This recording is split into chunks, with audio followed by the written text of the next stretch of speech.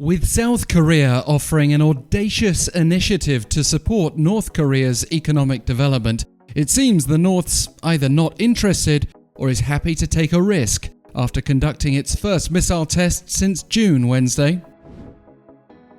Just 2 days after South Korean President Yoon-Suk-yeol appealed to North Korea by proposing significant economic improvement if Pyongyang genuinely starts to denuclearize, the North test-fired a pair of cruise missiles toward the Yellow Sea. We should note, North Korea is not actually banned from testing cruise missiles, unlike the ballistic missiles it's tested a lot more of this year, but in terms of the timing, this was on the 100th day of the Yoon administration in the south, and also a day after South Korean and American troops began preliminary drills just ahead of the start of a major joint military exercise, the Ulchi-Freedom-Shield, which is expected to upset the North.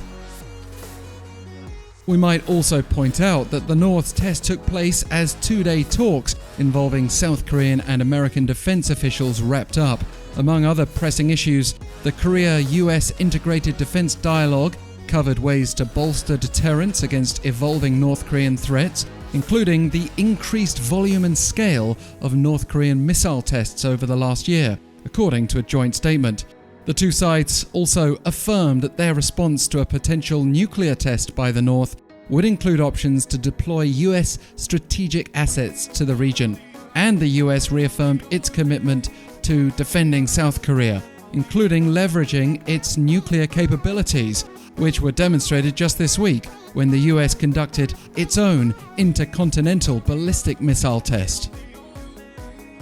Despite the military preparations, the ongoing standoff with North Korea and the dialogue stalemate, the Yoon-Suk-yeol administration continues to press ahead with public statements urging the North to embrace Seoul's audacious initiative offer. For instance, South Korean Unification Minister Kwon Young-se told lawmakers Thursday that the government will strive to create a condition for North Korea to work with the South, adding that it is a bold and comprehensive initiative which includes economic, political and military corresponding measures. Whether that's more likely to succeed than the previous Moon administration's peace plan obviously remains to be seen, but for now, Pyongyang is not showing any willingness to work with Washington and Seoul.